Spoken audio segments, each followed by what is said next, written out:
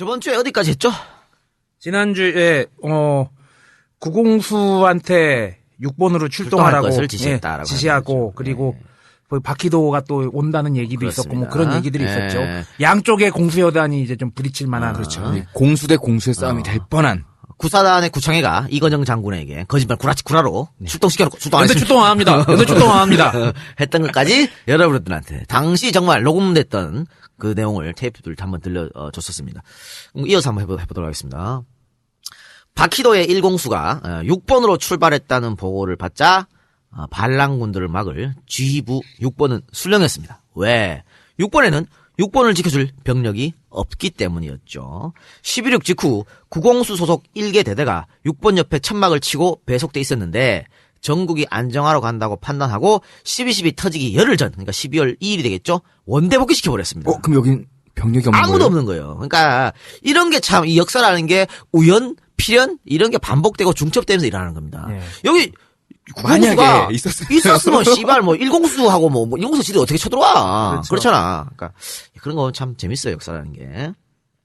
자, 이렇게 되면서 6번 지휘부는 두려울 수밖에 없었습니다. 결국 6번 수뇌부는 6번을 버리고 수경사로 이동할 것을 결심합니다. 수경사가 가면 일단 수경사 병력들이 있으니까. 네. 뒤늦게 6번에 나타난 노재현 국방장관은 한미연합사로 이동했습니다. 이렇게 우리나라 대가리들은 물론 사정이 다 있겠지만 이동하고 튀고 바르고 이런 거 정말 잘하는 것 좋아하죠. 같아요. 뭐 선조부터 시작해서 승만이 형부터 네. 튀는 거 존나게 좋아합니다. 뭐 우리 문제 터지면 MB 정부 때 항상 빵카로 갔지 않습니까? 네. MB 네. 야전 잠바 입고 네. 군대도 안 갔으면서 야전 잠바는 아우 옛날에 그 총 쏘는 사진 보면서 아니 어디 39,900원짜리 그 왜 항공잠바 그런 것 같아. 그래. 꼭. 뭘 입어도 싸게 만드는 재주가 있으신. 수경사의 장태환은 경복궁으로 전화를 걸어서 반란군 놈의 시기를 대가리통을 다 부숴놓겠어 라고 했는데 이거 MBC 오공화국 보면 그 성우 원래 그분이 성우 출신이에요. 네. 김기현 씨. 김기현 씨 그분이 잘했어요. 연기를 잘했는데 말코 형님. 또 닮았어.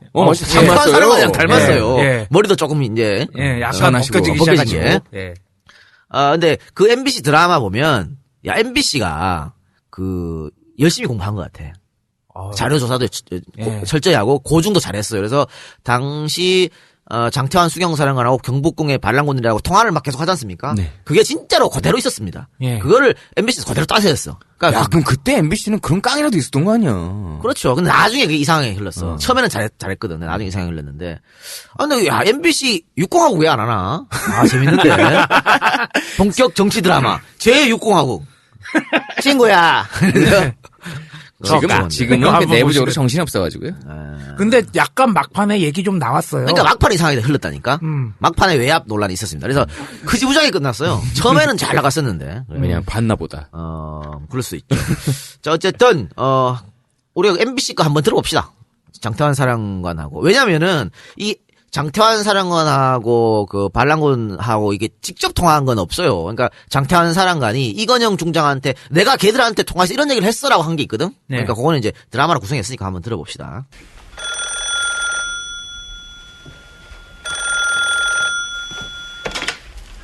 여보세요? 야, 장세동이 바꿔.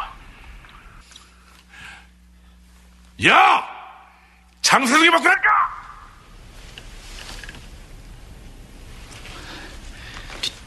장태환 수경 사령관이십니다.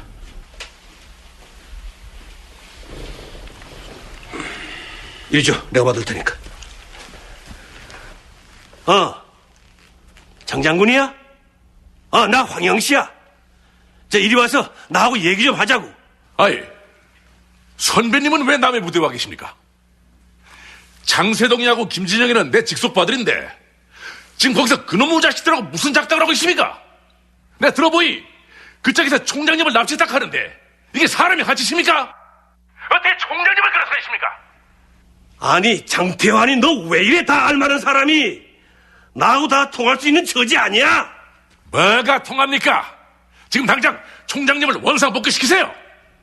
아니, 이거 너무 흥분해서 이 말이 잘 안 통하는데? 이리 줘봐요.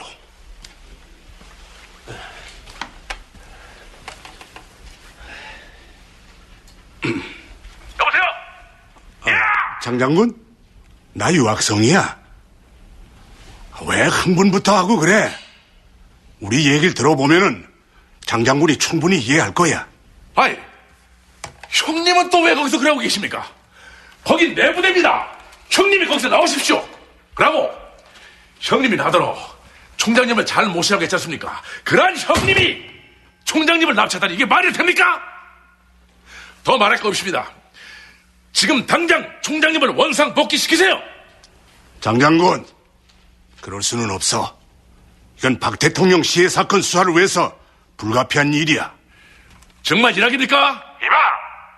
정 총장을 수사해보고 협의가 없으면 풀어주면 될까, 이가? 야, 이 반란그놈의 새끼야! 니네 그 꼼짝하게 있어? 내 지금 전차를 몰고 와서 니놈들 머리통을 다 날려버리겠어! 역장놈의 새끼는!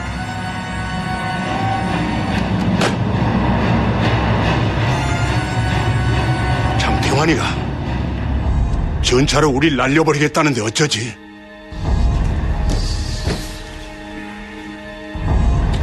신놈. 일공수 박장군. 예. 네가 먼저 나서줘야겠다. 형님. 그러면 그래. 네가 있는 일공수가 출동을 해서 육본과 국방부를 장악해야 내가 마음을 놓을 수가 있겠어. 알겠습니다. 아, 1공수대. 아, 참모자. 나 여단장이요.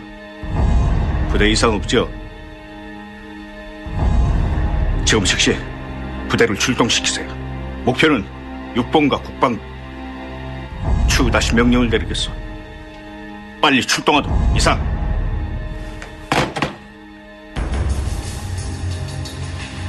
희도야, 고마워.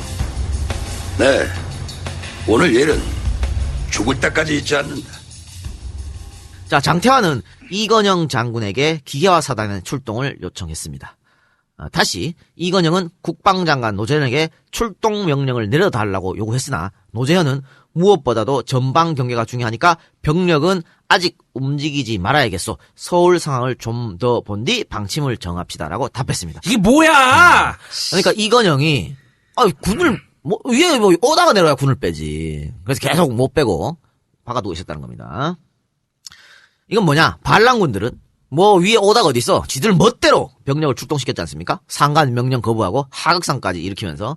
근데 그것을 막을 책임이 있는 육군 지휘원은 이렇게 절차. 야, 공문회 없어, 공문회. 공문 줘! 형식. 이렇게 따지는 거죠. 아니, 근데 보수하고 진보의 싸움하고도 되게 비슷한 것 그럼요. 같아요. 보수는 온갖 편법, 불법 다 써가면서 자기 챙길 때 그렇지. 진보는 법에 어긋나면 안 돼. 그렇지, 우리는 그렇지. 법을 잘 지켜야 돼. 우리는 정갈하고 깔끔해야 돼. 그렇죠. 뭐 그런 생각이 그러면서 패배의 수렁으로 그쵸. 빠져들어가고 있었죠. 자, 기계화 사단의 출동 요청을 한 장태환은 바로 자신의 휘하 전차부대의 출동을 지시합니다.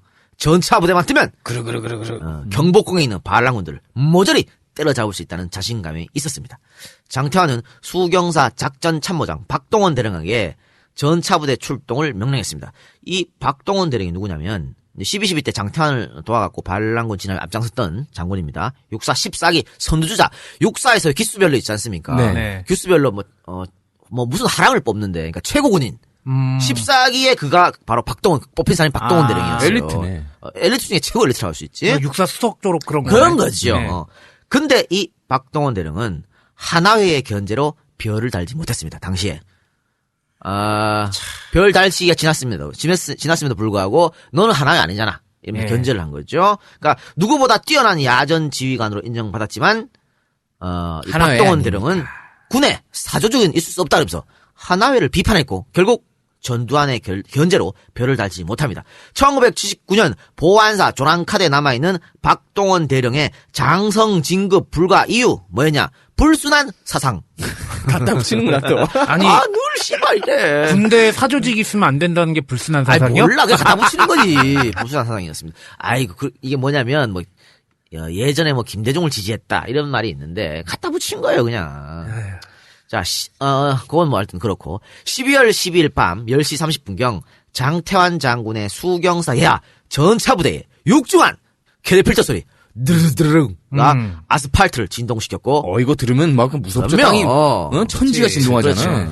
경복궁 내 반란군들은 이 소리를 듣고 아연 실색할 수밖에 좋댔다, 없었습니다. 좋댔지. 좋댔어. 이런 거지. 그러니까 장태환이 호언한 대로 수경사 전차들이 자신들의 대갈통을 다 박살낼 수도 있었다고 생각한 거죠. 진짜 경복궁 날아갈 뻔했다. 아이고 쫄았죠. 마린 저기 있는데 여기 CG 모드로 딱 박아버리면 아니, 그냥. 뒷부분 보면은 뭐 지금 야포 부대랑 다 경복궁 조준하라고 그랬는데 그렇죠. 만약에 걔네가 1.4라도 했으면 TOT라도 쐈으면은 박살나는 거죠. 경복궁 다 날아간다 진짜. 경복궁 내 반란군들이 전차 부대가 어디 소속인지 급히 알아보니까 수경사 33 경비단 소속이었습니다. 자, 그러면 수경사 33 경비단장은 누구냐? 김진영이잖아, 하나회. 아이, 나 이게 하나회, 진짜, 아이, 진짜 김진영이니까 김진영이 전차 부대를 막기 위해 혼자서 찝차를 몰고 경복궁을 나섭니다. 그때 장세동이 그런 김진영을 말리면서 야, 너 가면 뒤진다. 야, 왜 그래? 너 목숨을 하나야. 이러니까 김진영이 어차피 2판 4판입니다. 여기서 앉아서 죽든 나가서 죽든 죽는 건 마찬가지니까 내가 전차가 있는 쪽으로 가서 말리겠다. 어차피 자기 부대 소속이니까. 그렇죠. 그래서 김진영은 전차 부대를 막아 세우고 전차 부대 중대장에게 이렇게 말합니다. 돌아가라. 이대로 진고 나면 아군끼리 엄청난 사상자가 생길 수 있다. 돌아가라. 그럴 수 없습니다. 저희는 장태환 수경사령관의 명령을 받고 왔습니다. 에이, 장태환 장군이 지금 너무 흥분해서 저 정상이 아니야. 아군끼리 교전이 일어나면 서울이 불바다가 된다. 돌아가라. 비키십시오. 계속 막으면 단장님을 깔고 갈 수밖에 없습니다. 아이씨, 정 그렇다면 나를 깔고 가라. 그래, 진짜 어떻게 깔고 가. 이렇게 해서 전차 부대가 빠꾸를 해요. 진짜 깔지를 못하지. 빠꾸를 해요. 아, 나 진짜 야, 김진영, 근데 김진영이 살렸다고 봐야겠네. 뭐 이래가지고 나중에 뭐 육군 참모 총장까지 하겠죠. 목 쓴 거야, 이거. 그럼. 그리고 사명이 개새끼야 나가 이 개새끼야 너. 네가 더 필요 없어 해서 바로 날아갔다는 그런 김진영이었죠. 그래 어때서 전차 부대는 빠꾸를 했고요. 이렇게 되면 뭡니까? 장태환의 마지막 보루까지도 반란군에게 넘어갔다고 봐야겠죠. 야, 정말 김진영이 큰일 했다. 네, 큰일 났습니다. 자, 장태환은 붕괴하지 않을 수 없었습니다. 그런 상황에서 기계화 사단과 26사단 출동도 이루어지지 않고 있었습니다. 결재가 나지 않았다는 이유였습니다. 아휴. 조금씩 대세가 기울어가고 있었습니다. 장태환은 수경사 상황실에 모인 예하부대 장교들과 남아있는 자신의 부하 소속 부대원들 취사병까지 긁어 모았다 그래요. 네. 그 부대원들에게 비장한 어조로 명령을 내립니다. 조금 전까지 우리와 정을 나누던 사령부 전 장교는 450여 명이다. 지금 이 자리에 모인 여러분 60명 이외의 장교들은 30경비단에서 국가반란을 모의하는 무리들과 작당해서 우리에게 총뿌리를 겨누고 있다. 모든 것이 다 이 사령관의 지휘 능력과 덕이 부족한 소치이며 또한 내가 취임한 지 불과 24일밖에 안 되어 미처 이러한 암적 요소들을 사전에 재거치 못한 것이 전적으로 나의 책임임을 이해해 주길 바라며 다음과 같은 가슴 아픈 최후의 명령을 하다라니 우리 모두 천지신명께 맹세하고 맡은 바 소임을 완수해 줄 것을 바란다. 마지막 명령을 내리는군요. 첫째, 제30경비단장 장세동, 33경비단장 김진영, 헌병단장 조홍은 누구든지 발견 즉시 체포하되 반항하면 사살하라. 둘째, 현재 30경비단에서 반란을 모의하는 자들의 명단을 공개하니 발견 즉시 체포 또는 사살하라. 아, 의지를 보여준 겁니다. 그치. 장태환 장군의 의지를. 예. 이렇게 저렇게 얘기하고 일곱째, 사령부에 남아있는 전차 4대 마지막 전차 4대. 토우. 이 토우는 대전차 유도탄. 예. 대전차 유도 미사일 뭐 그런 겁니다. 3.5인치 로켓포 등 가용한 모든 화포는 탄약 상자를 개방하여 완전히 차량에 탑재하고 자체 방어에 임한다. 또 모든 야포단의 모든 포는 경복궁을 조준하라. 결사의 의지군요. 그럼요. TOT. 아, 간만에 외쳐본다. TOT. 준비! 싹! 빵! 아우. 그러니까 있는 무기심 다 긁어 모아가지고 마지막 항전을 준비한 거죠. 그렇죠. 여차하면 씨발 경복궁을 불바다로 만들어버리겠어. 그치. 반란군 놈 새끼들. 아우, 대단한 양반이다. 예. 장태환은 구공수가 도착하면 자신이 가지고 있는 전차 4대를 동원해서 경복궁을 쓸어버릴 계획을 세우고 있었습니다. 그러나 그 시간 윤은기의 구공수는 차를 돌려 부대로 아이고야. 복귀하고 있었습니다. 아이고야! 구공수 윤은기 준장은 정병주 특전사령관의 명령으로 부대 출동 대기 상태였습니다. 차량이 없어서 곧바로 서울로 출동할 수 없던 윤은기는 언제까지 기다릴 수가 없잖아. 그래서 우선 참모장이었던 신소 대령에게 후발대로 따라올 지시를 하고요.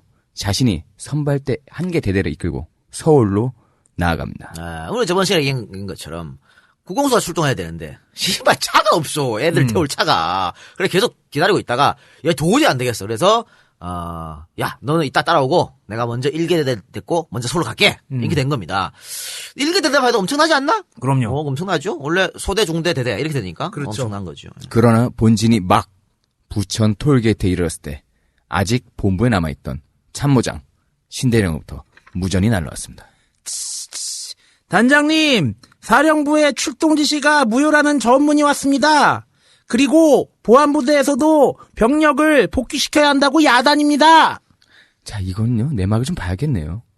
구공수 출동 명령이 떨어진 사실을 알게 되자 전두환 일당은 상당히 당황했습니다. 좋댔어. 구공수는 바퀴도 1공수보다 서울에서 훨씬 가까워서 구공수가 먼저 서울에 도착하게 되면 자신들의 모든 계획이 수포로 돌아갈 수 있었기 때문입니다. 그래서 경복궁에 모여있던 모든 반란군들은 이 구공수의 출동을 막기 위해 온갖 머리를 짜내기 시작합니다.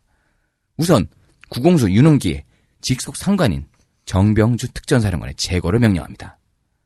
이 명령을 하달받은 사람은 삼공수의 최세창 준장이었습니다. 그리고 그 다음으로 각 부대에 파견됐던 보안사 요원들을 이용해서 구공수가 출동하면 안 된다라고 회유작전을 폈고요. 자신들이 서류를 조작해서 출동 무효라는 전통문을 띄우기도 한 겁니다.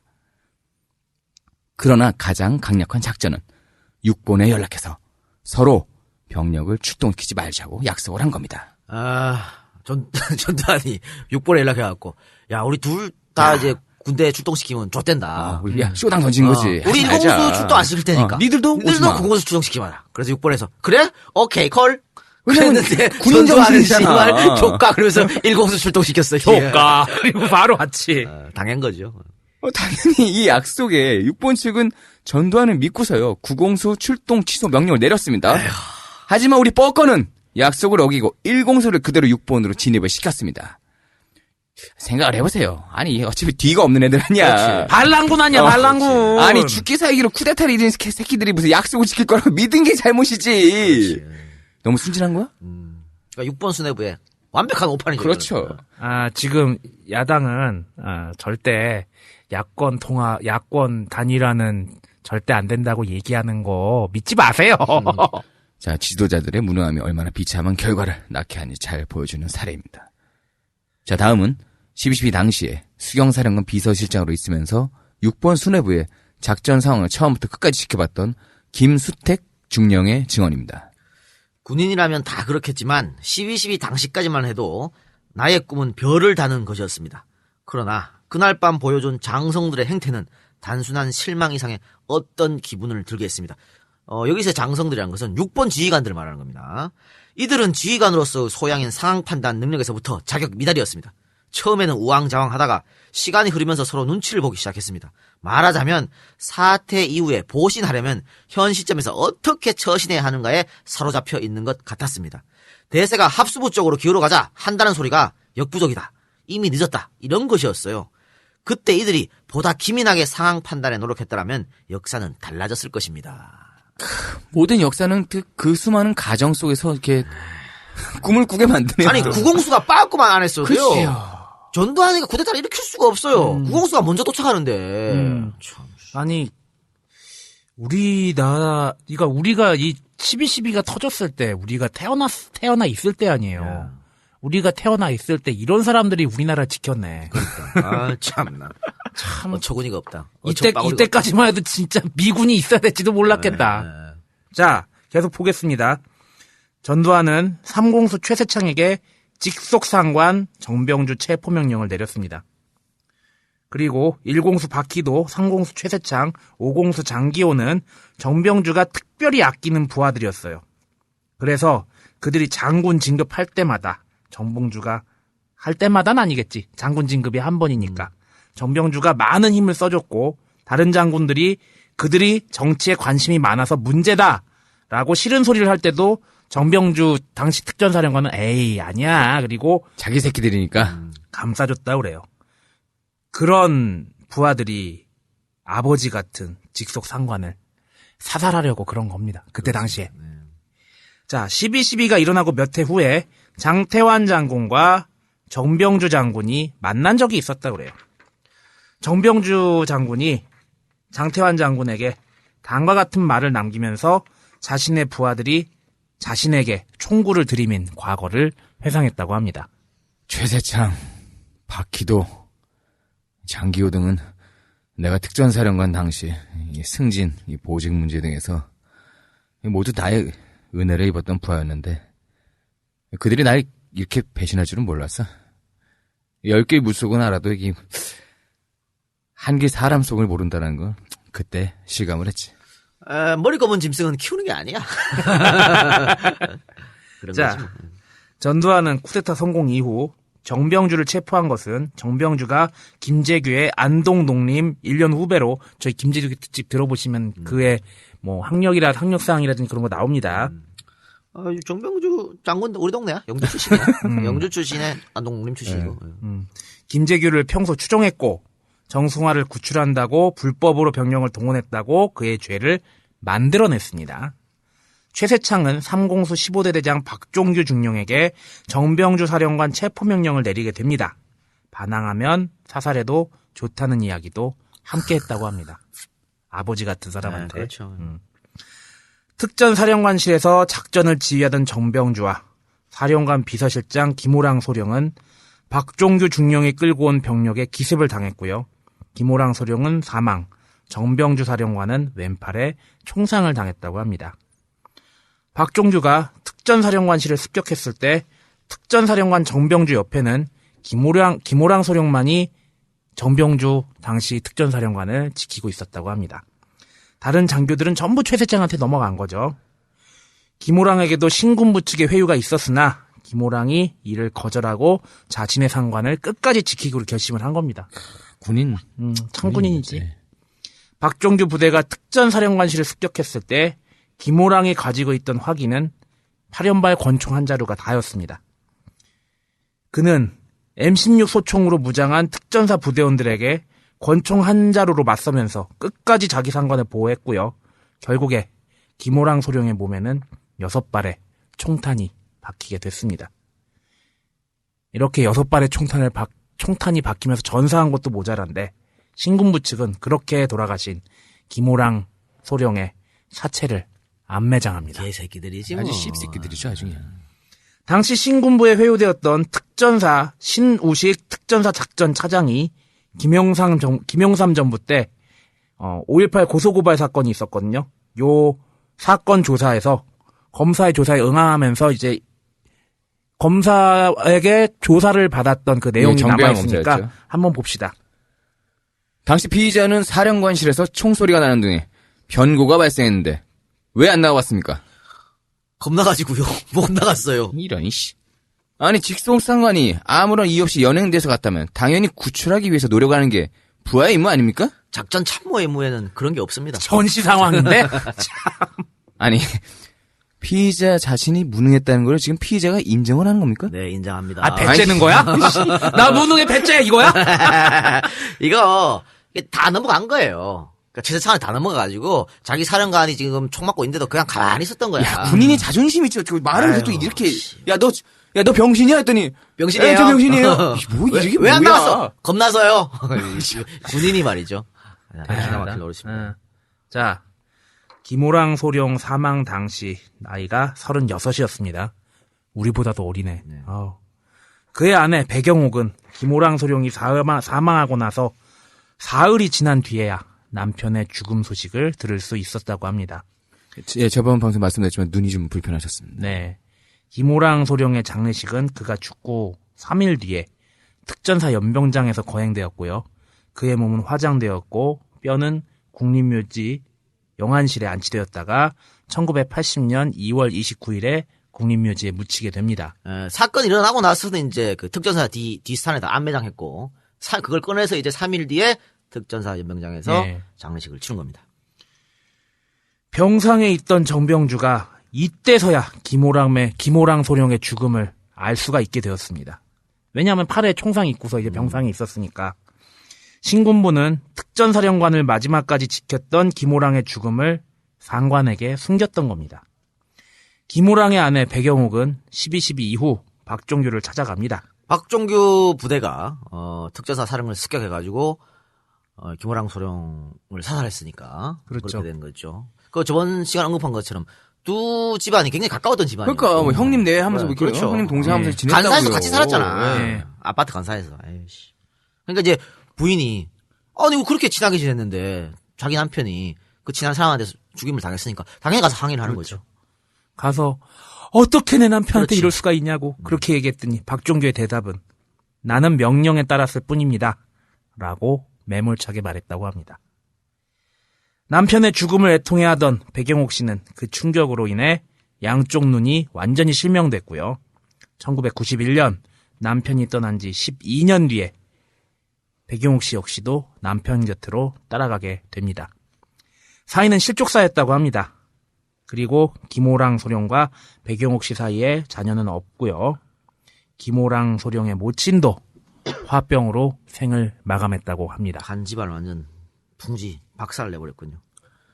쿠데타, 하극상을 막지 못한 책임의식, 자신이 키웠던 장교들에게 배신당했다는 자괴감, 그리고 자신을 지키려다 비명 행사한 부하에 대한 애통함을 늘 갖고 있던 정병주 특전사령관도 12.12 반란이 일어난 지 10년 뒤에 의문의 죽음을 당합니다. 1989년 3월 4일 경기도 양주군 장흥면 울대리 송추 유원지 부근 야산 참나무 가지에 주황색 나일론 끈으로 목을 맨 시체가 발견되었습니다. 사체는 높이 2m의 나뭇가지에 매달려 있었고요. 얼굴만 새까맣게 부패가 되어 있었습니다. 그리고 주변에는 소주병 3개와 일회용 컵 등이 있었습니다. 목을 맨 사체의 주인공은 정병주 특전사령관이었습니다. 정병주 장군의 손목에 있던 반자동 세이코 시계는 19일 수요일 11시 45분으로 멈춰 있어서 요걸로 추정을 하면 사망 시각은 4개월 보름 전인 88년 10월 19일로 추정이 되었습니다. 추정입니다. 그리고 사체 몸에서 나온 유류품은 현금 4만 원. 뭐 그 외에 특별한 건 없었고요. 유서는 발견되지 않았습니다. 사체 발견 즉시 정 씨의 사인에 대한 의문이 제기가 되었고요. 부검이 실시가 됩니다. 왜? 유서도 없고 장군이 원래 이렇게 자살하려면 이유가 있어야 될 거 아니에요. 3월 6일 서울지검 의정부지청 윤영모 검사의 지휘로 국가수 법의학 과장 서재관 박사가 집도한 부검에서는 목 오른쪽에 새 큰 이건 졸린 자국입니다. 이렇게 졸려진 자국이 있고요. 그다음에 사반 사체 이렇게 반점 나오는 게 있거든요. 사반이 하지와 하부 장기에 몰려 있는 데다 외상이나 외부 충격 흔적이 없어 일단은 의사에 의한 자살로 추정된다고 결론 지었습니다. 또 얼굴의 부패 상태와 하체의 수포 상태, 겨울철 날씨 등을 고려할 때 3개월에서 4개월 전에 사망한 것으로 추정된다고 덧붙였습니다. 정병주는 이미 88년 10월 16일 아마 그 무렵에 명동 성당을 다녀온 뒤에 집에서 쉬다가 밤 8시께 집을 나간 상태였습니다. 남겨진 정황대로만 보자면요. 12.12 이후에 계속해서 우울한 생활을 해오던 정 씨가 당뇨 등의 신병의 악화 그리고 빚보증을 잘못해서 당시 녹본동에 있던 자택이 이 근저당에 잡혔습니다. 6억 10만 원이라고 그러는데 요거에 대한 고민을 이유로 가출을 해서 경기도 야산에서 소주를 마시고 자살을 한 게 되는 겁니다. 그러나 유족들은 여기에 몇 가지의 의문을 제기하면서 어떠한 세력에 의해서 어떠한 검은 세력에 의해서 타살된 후에 자살로 위장되었을 가능성을 주장을 하고 있습니다. 자, 첫째, 그는 83년에 영세를 받았습니다. 이게 천주교죠? 독실한 천주교 신자 생활해온 이 사람이 이 천주교에서 제일 죄악시하는 교리가 이게 그중 하나가 자살이죠. 그죠? 네. 교리 어길 리가 없잖아요. 원래 불교였었는데 네. 아들 내외가 천주교여서 개종한 거예요. 개종한 건데 굉장히 열심히 다녔다 그래요. 그런데 자살을 했다? 조금 그렇죠. 그리고 둘째, 물론 당뇨로 고생을 하고 있었습니다. 하지만은 산책을 자주 하고 대중탕도 애용하면서 이 건강에 각별히 신경을 썼는데 이런 사람이 이렇게 삶에 대한 애착이 있는 사람이 이거 갑자기 버려? 갸우뚱해집니다. 그리고 셋째, 평소에 사소한 일도 기록을 남기는 성품으로 보아 유서 한 장 없이 자살할 사람이 아니란 점입니다. 모든 사람들이 이런 거 자기 평소에 습성이 있거든요. 이런 사람이 뭐 자기가 죽는데 유서를 안 남겨? 좀 이상하죠? 그리고 또 아까 얘기했던 빚보증 문제도요. 집이 근저당만 설정이 되었을 뿐 직접 생활의 변화가 온 건 아니었습니다. 여러 가지로 좀 갸우뚱해집니다. 12.12 당시 군사 반란 진압하는 진압군 편에 섰던 정병주의 동료 장태환도 정병주는 절대 자살이 아니다라고 주장을 했습니다. 정병주 사망할 때 말 많았어요. 네. 사체 발견되고 나서 또 사체도 이거 야산에 목매다는 건데 이거 몇 개월 동안 발견 안 됐다는 것도 이상한 거고. 송추 유원지가 그러니까 이상하잖아. 그치. 이상하고 그 주소도 없이 그냥 소주 몇 병만 굴러다녔단 말이지.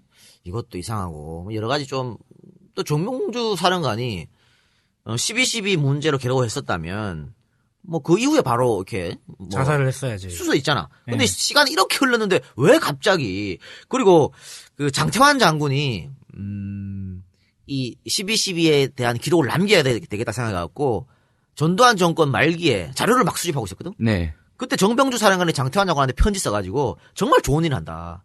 내가 도와줄게. 나도 내가 갖고 있는 자료들 모아가지고 그래. 나한테 줄 테니까 너 이거 꼭 해야 돼. 이거 역사적 이야기이기 때문에 꼭 하자라고 중요한 얘기까지 했거든. 이야기다. 그런데 역사적 판결이 전혀 나지 않았는 상태에서 자신이 스스로 목숨을 걸었다는 건 이상하다라고 볼 수밖에 없죠. 근데 뭐 어쨌든 결론은 자살로 결론이 났습니다.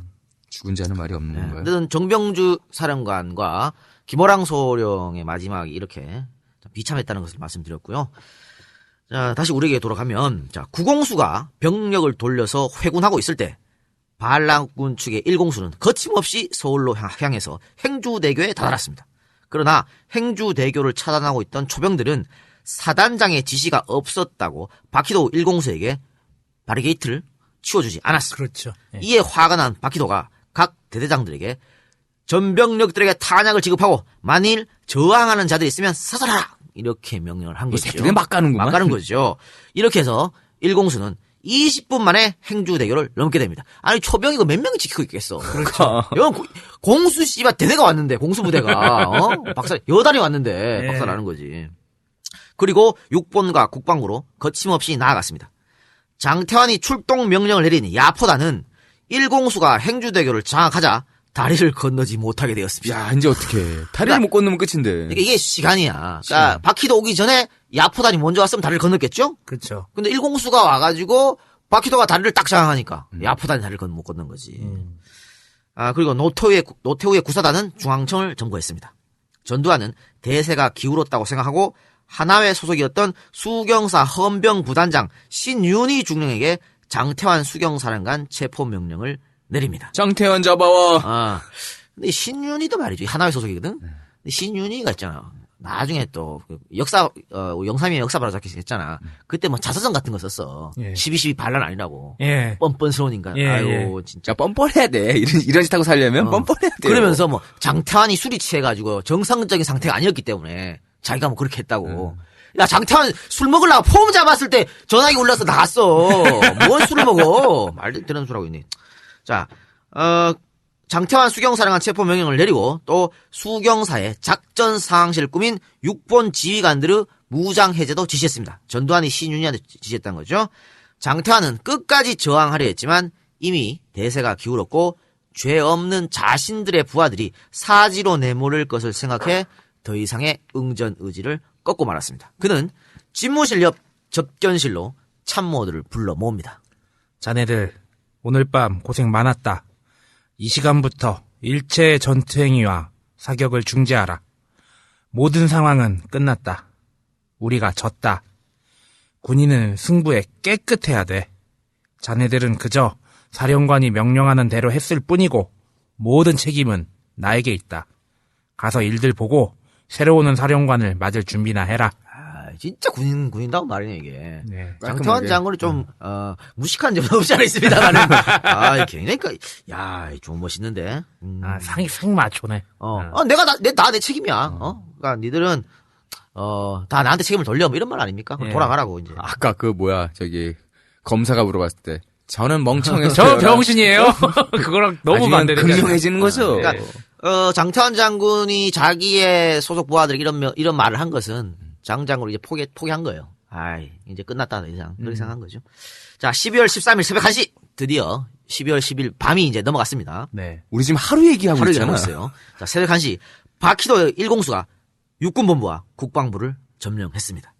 국방부에 들어갈 때 옥상에 수경사 발칸포 대공부대가 사격을 실시하여 1공수 부대원들 몇 명이 사망했고 발칸포 사수 정선엽 병장도 공수부대의 사격에 목숨을 잃었습니다. 이거는 박희도가 국방부 들어갈 때요. 벌써 이 딸딸이로 전화를 해서 야 우리 들어가니까 뭐 얘기를 했어. 네. 다 짜고 쳤는데 그 꼭대기 옥상까지 연락이 안 된 거야. 아이고야. 그래서 옥상에서 뭐야 이거. 뭐야, 군인들이 들어와. 그래서 발칸포를 당겼던 거죠. 자, 새벽 3시 전두환의 명령을 받은 신윤희는 수경사 사령관실로 가서 장태환을 체포하고 하소곤 6번 작전 참모부장 김진기 헌병감 등을 무장해제시켰습니다. 무장해제할 당시 하소곤 소장이 헌병들이 쏜 M16 소총의 옆구리를 관통당했습니다. 이야, 참 중령놈의 새끼가 별한테 총을 쏘고. 나라가 새벽 개판이구만. 4시 30분 노재현을 최규하 앞으로 데려간 반란군 측. 야, 국방부 들어갈 때 말이죠. 노재현 또 지하실로 숨었어. 노재현 미치겠네. 우리가 말한 12.12 하루 동안에 노재현이 한 일은 계속 숨어. 택시 타고 저기 미팔구로 미팔군 피고 국방부 왔다가 또 총소리 하니까 지하실로 보일러실로 숨고. 진짜. 그래서 이제 전두환이 국방부 장관 이리 오시하고 그렇지. 뒷덜미 잡아서 자 최규하 대통령 데려왔습니다. 그렇지. 이제 제가 해주시지요. 일단은 노재현을 잡아서 협박하는 거죠. 이따가 대통령 만나면 어떻게 해야 되는지 알죠? 자, 이게 알겠습니다. 그래서 노재현을 최규하 앞으로 데리고 가가지고 정승화 체포권에 대한 최규하의 재가를 받아냅니다. 결국 이것 때문에 씨발 지금 계속 그렇죠. 구공수 수도하고 신공수 수도하고 지랄병 한 겁니다. 이렇게 재가를 받아냄으로써 12.12 군사 반란이 마무리되었다. 하룻밤의 얘기가 마무리되었다라고 하는 겁니다. 그러니까 정승화 체포가 시작이자 끝이네. 그러면 이걸로 이제 세상이 뒤바뀐 겁니다. 12.12에 그 가담했던 신군부의 승리, 전두환의 승리로 귀결이 된 대한민국이 다시 한번 족 같은 나라로 들어가게 역사가 진입하는 하룻밤에 완전히 뒤바뀐. 하룻밤이었습니다. 그렇죠. 반란 진압 실패 이후 수경사령관 장태환 씨의 삶은 어떻게 됐을까요? 장태환 장군은 12월 13일부터 이듬해 3월 초까지 서빙고 분실에서 조사받은 뒤 석방됩니다. 그러나 그 이후에도 생활이 자유로울 수는 없었습니다. 보안사 요원, 합수부 특수수사대 소속이라고 하네요. 보안사 요원 2명이 6개월 동안 봉천동 그 장태환 당시 장군에서 이제 예편됐겠죠. 장 씨 집에서 숙식을 함께 하면서 장 씨를 가택연금을 했다고 합니다. 이건 뭐 집에다 가둬놓고 못 나가게 하는 거지 뭐. 그렇죠. 이때부터 장태환 장군의 가문은 비운의 연속이었다고 합니다. 장태환의 부친은 1979년 12월 24일 자신의 아들이 김재규, 정승화를 추종하는 세력으로 둔갑돼서 쿠데타군에 체포되었다는 뉴스 소식을 접하고 텔레비 방에서 내가라 라고 한 뒤에 모반자 밑에서 살아갈 수 없다면서 그날부터 방문을 안으로 걸어 잠그고 식음을 전폐했다고 합니다. 그 아버지 그 아들이네. 그의 부친은 이듬해인 1980년 4월 18일 돌아가십니다. 꽃길을 끊으면 그렇죠. 죽지가 어떡합니까? 그렇지 않습니까? 그러나 장태환 집안의 비운은 여기서 그치지 않습니다. 아버지가 가택연금 중인 상황에서도 서울대에 합격을 했어요, 아들이. 어느 날부터 누나와 함께 암울한 시대 속에서 쿠데타군에 의해 제거된 아버지와 집안의 앞날을 누나와 함께 고민하는 일이 잦아지게 되었다고 합니다. 그러더니 82년 1월 12일 아침 10시 40분경 아버지 다녀오겠습니다 라는 말을 남기고 집을 나간 뒤 다시는 돌아오지 않게 됩니다. 한 달이 지나도 아들에게는 소식이 없었다고 그래요. 장태환은 한 달 동안 친구들 위주로 백방으로 아들을 찾기 위해서 수소문을 했습니다. 그러나 아들의 모습은 찾을 수 없었다고 합니다. 지푸라기라도 잡는 심정으로 굿도 해봤다고 그래요. 그렇지만 소용이 없었다고 합니다. 구슬에서도 이게 찾는 법이 있어요? 아니, 구태여 있잖아. 어디 있는 것 같아요. 그럼 뭐 있어. 어느 방향으로 가라 뭐 아, 그런 거 뭐 그런 게 하거나 있어요. 보인다 뭐 그러면 그렇지. 있어요. 그래서 별의별 방법을 다 동원할 때 장태환의 친구들이 장태환에게 권정달 한번 만나보라고 권정달 만나서 부탁 한번 해보라고. 당시 또 우리 정달 형이 집권당 민정당 사무총장 아니야. 그렇지. 나르는 새도 떨어뜨린다는. 전국의 보안부대와 경찰을 동원하면 쉽게 찾을 수 있었기 때문에 그런 부탁을 해보라고 얘기했겠죠. 근데 아들 때문에. 그렇죠. 그치. 근데 권정달이 누구야? 반란군 가담자 아니야. 그렇죠. 장태환으로서는 그 사람에게 무슨 부탁을 하는 게 자존심 상하지. 그럼요. 진짜 아마 죽기보다 싫었을 것이다. 그렇죠. 근데 아들은 살려야 될 거 아니에요. 아이고, 그러니까 아들이 문제요. 아유, 아들이 문제야. 아유. 석가모니가 아들이 태어났을 때 이름을 무슨 이제 장벽 뭐 그런 뜻으로 이 아들 이름을 라우라인가 뭐 그렇게 지었다고 얘기를 들은 적이 있는 것 같은데 아들은 다 이제 장애물이요. 그럼. 그러니까 뭐 내 혼자 내 문제라면 저 권정달이한테 찾아갈 일이 없죠. 그렇죠. 아들의 생사를 모르는데 어떻게 그렇죠. 찾아가야지. 자존심 박박 구기고서 장태환이 권정달을 찾아가는데요. 아이고 선배님, 왜 그런 중요한 집안일을 진작 말씀해 주시지 않았습니까?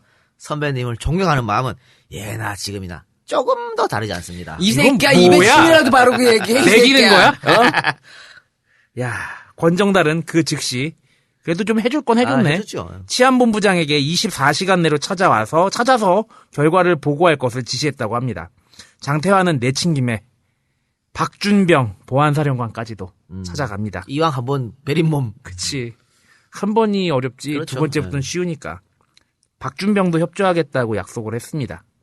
장태환이 집에 돌아와 보니까 이미 총경, 경감, 경위 등 여럿의 경찰 간부들이 장태환 씨의 아들의 인적사항과 사진을 가지고 돌아갔다고 했습니다.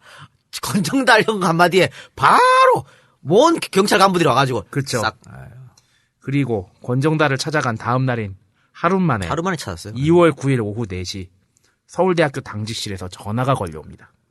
장군님 자제분의 인적사항을 학교로 문의해왔기에 확인해 주었더니 경상북도 외관읍에서 인동 쪽으로 약 1km쯤 더 가서 낙동강을 끼고 도는 길 위쪽 100m 지점의 산 기슭에서 자제분의 시체가 발견되었다고 합니다. 여기가 어디냐?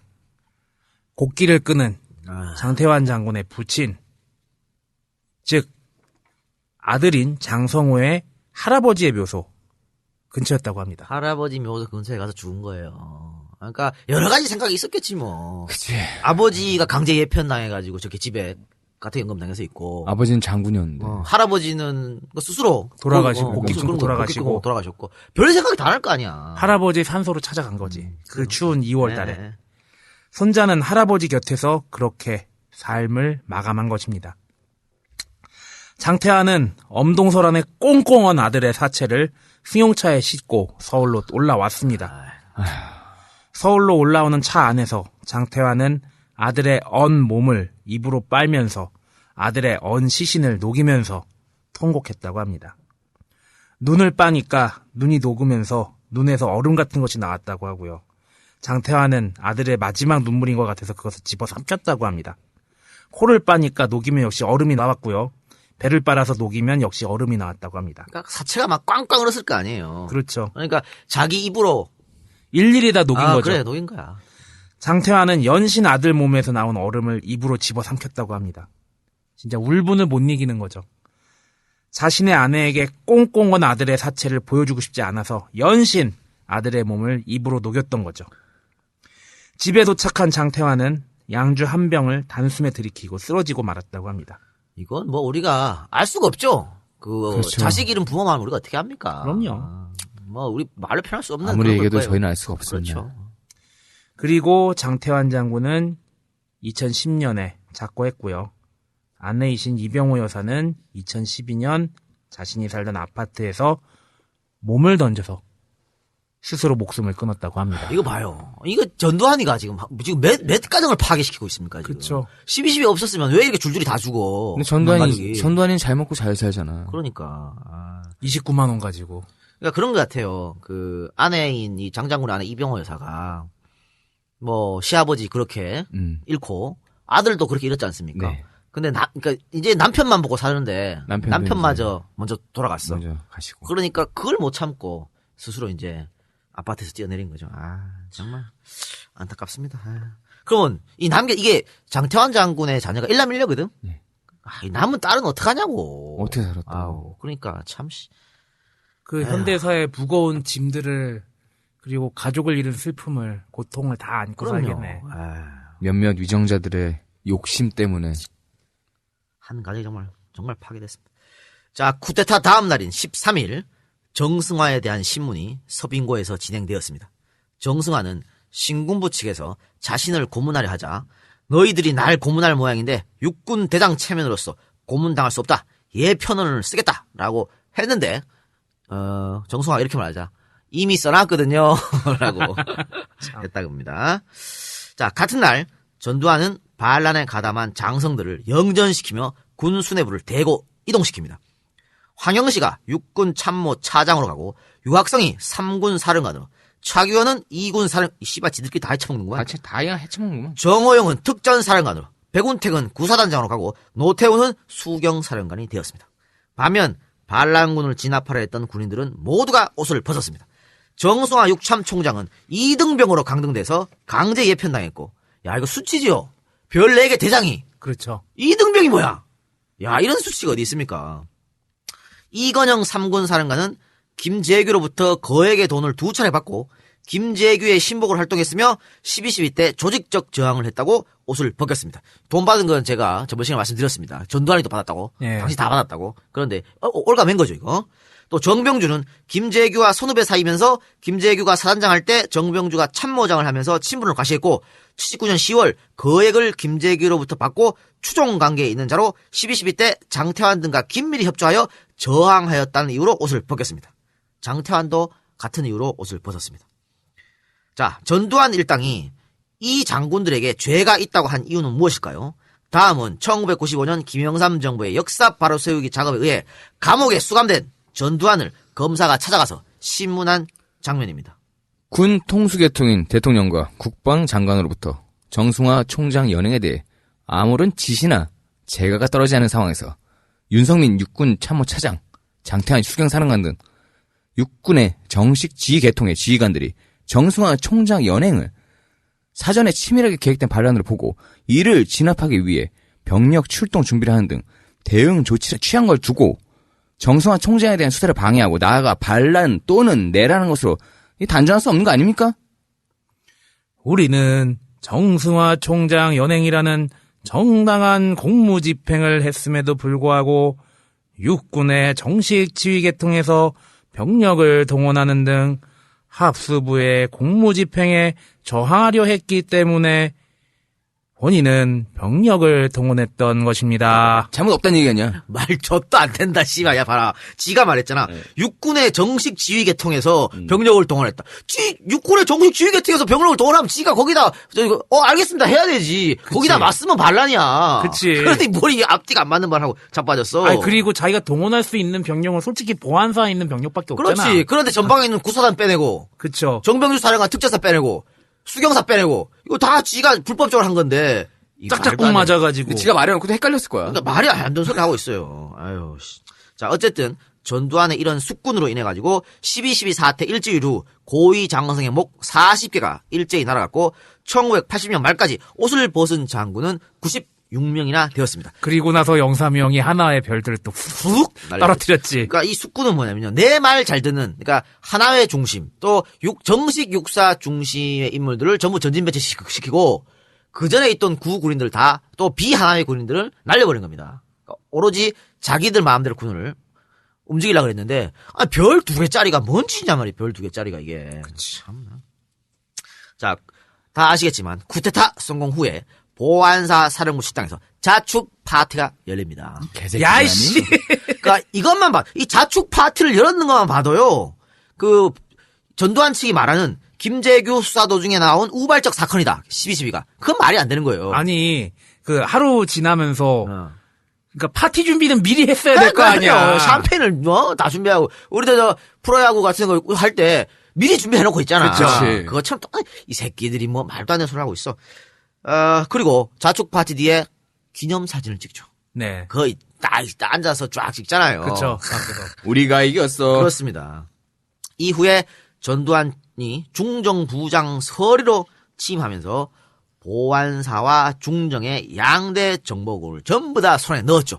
그러면서 전두환이 대한민국의 정말 실세로 완벽히 부상하는 순간이었다라고 하는 겁니다. 그리고 이제 다음에 이어지는 것은 뭐 우리가 전두환 특집, 뭐 김재규 특집, 김대중 특집, 내라는 뭐 특집 많이 했습니다. 뭐 생각하겠습니다. 그리고 언젠가 또 하겠죠. 5.18 네. 특집. 그러니까 이후에 이제 미국의 쿠데타가 있었죠. 네. 그러니까 전두환을 제거하려는 작전. 네. 그래서 전두환이 항상 쫄아가지고 병력 존나게 데리고 다니고 움직이고 네. 잠도 집에서 안 자고 딴 데서 자고 막 그랬잖아요. 그렇죠. 네. 그렇게 했는데 쿠데타는 실패로 돌아갔고 곧 이어서 5.17 비상계엄 확대를 했었죠.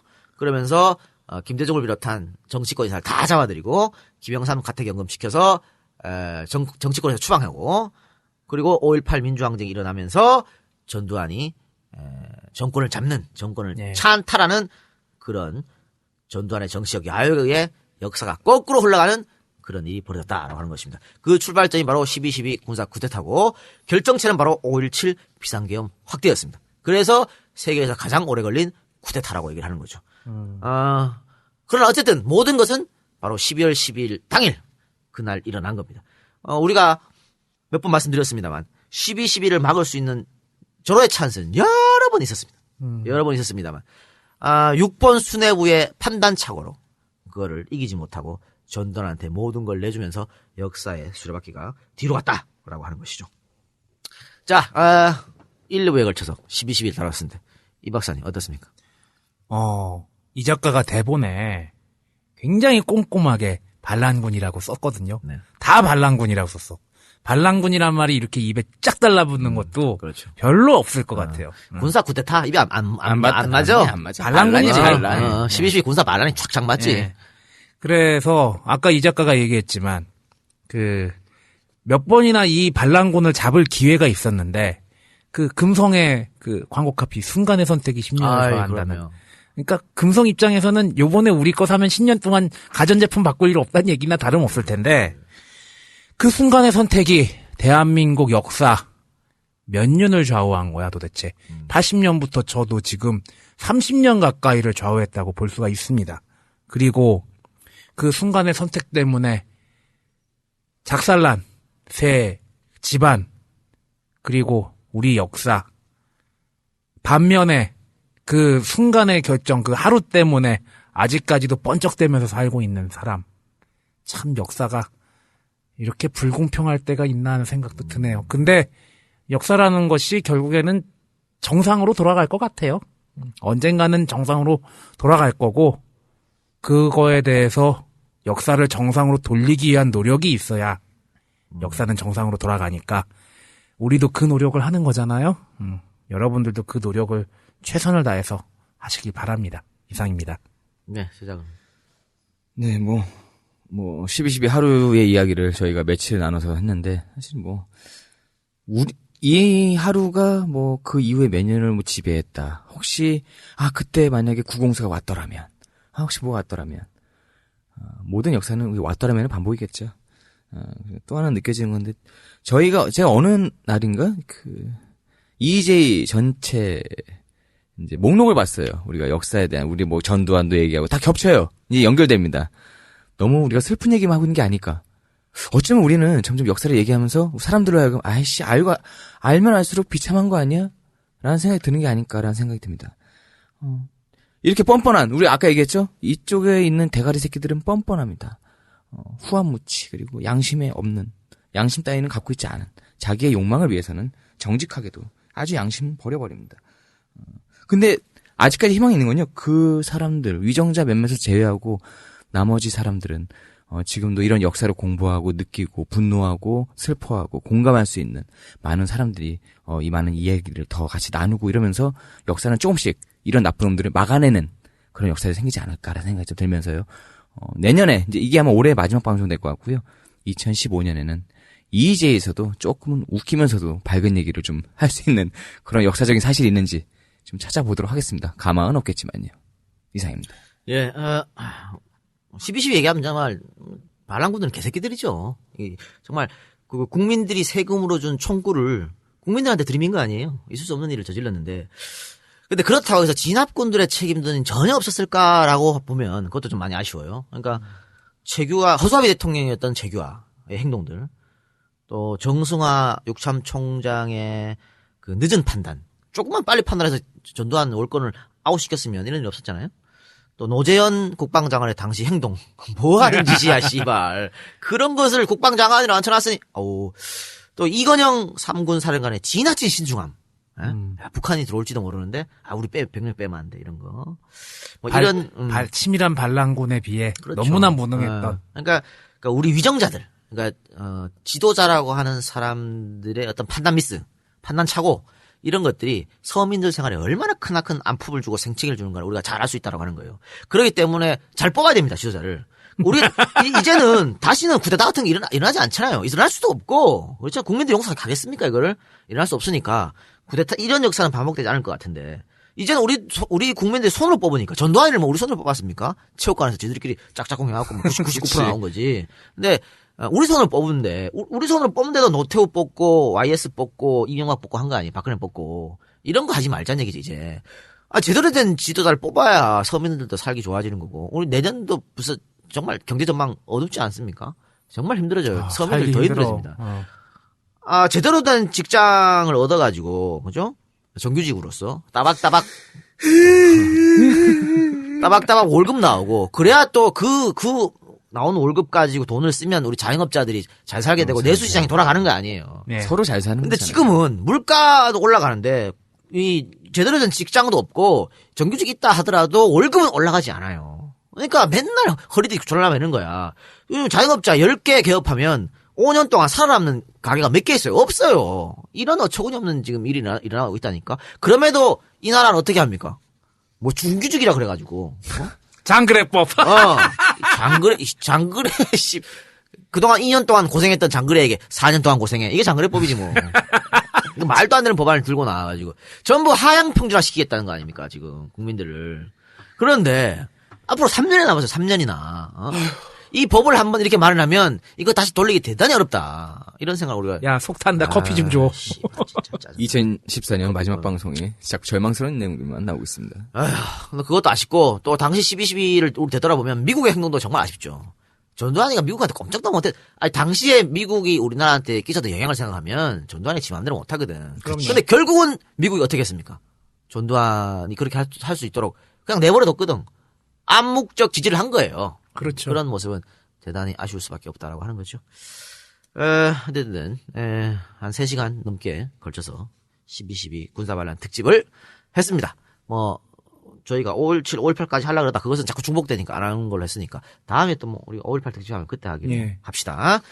자, 오늘 방송은 여기서 마치고 재밌는 건 말이죠. 여러분들 전두환 욕 엄청나게 해도 돼요. 문제 안 돼. 지금 정부에서 종편도 그렇잖아. 전두환을 존나 까. 그래요? 존나 까요. 나도 얘기 들었다. TV조선 채널에 전두환 까 아무 말도 안 해. 지금 대통령이랑 전두환이랑 사이가 별로 안 좋다는 얘기는 저도 존나 들었어요. 까. 그러니까 예. 종편에서도 박정희, 박근혜는 건들면 안 돼. 거긴 안 돼. 근데 전두환, 노태우는 얼마든지 건드려도 돼. 박정희! 새끼야. 전두환이! 아유. 그렇게 하는 거예요. 그러니까 여러분들 뭐, 전두환 욕은, 심심하면 꺼내서 한번 하고, 다시 주머니 넣어놓고, 또 꺼내서 한번 하고, 그렇게 하시기 바랍니다. 그 양반은 그래도 돼. 왜냐면은 아사간 목숨이 몇이야? 씻고 뜯고 맛보고 즐겨도 전혀 문제될 것이 없다. 이런 얘기를 합니다. 아사간 목숨이 몇 개고, 아사간 자고, 거기까지. 그래요. 자, 알겠습니다. 안가에서 지금 사진전을 하고 있거든요. 조금 민망하긴 하지만. 쪽팔려, 솔직히. 잘생기지도 않아가지고, 대가리 이따만 해가지고. 아유. 하여튼, 성민준 작가께서 이제, 우리 되게 친한 형인데, 그 형님이 지금까지 기록하신 그 사진들을 안가에서 전시를 하고 있습니다. 뭐 토 쏠리고 오바이트 쏠리고 뭐 그러셔도 한번 얘네가 뭔 짓을 하고 다녔나 이렇게 한번 보시는 것도 재밌을 것 같고요. 저희를 처음부터 그냥 뭐 EJ를 하기 전부터 알던 분이라서 그런지 저희를 보는 시선 자체가 좀 다르기도 하고요. 그래서 저희도 이분이 찍는 사진에서는 조금 자유롭습니다. 그러니까 여러분들이 어디서 보시면은 조금 옛날에 이렇게 촌스러웠어 애들 이런 것도 있고요. 좀 재밌는 것도 있고요. 그리고 그 사진들을 판매를 해요. 누가 사? 모르지. 또 살지도 모르지. 사진도 판매하면 또 이제 일부 수익 그 작가 안 한대요? 판매 안 한대요? 아니 판매해. 판매하면 일부 수익은 이제 작가 거에게 돌아가고 그리고 씨발 누가 사 우리 사진을. 그리고 이제 대부분은 이제 조합으로 귀속이 된다니까 참고하시고요. 그리고 우리의 패키지 차량 스티커 그리고 소주잔 달력 이건 또 뭐라고 쓰고 티셔츠 지금 패키지. 4종 패키지 절찬리에 판매 중이니까요. 여러분들 관심을 가지시고 계속해서 구입을 해 주셨으면 감사하겠습니다. 망했어 지금 또. 어땠어 우리? 그래요. 자, 알겠습니다.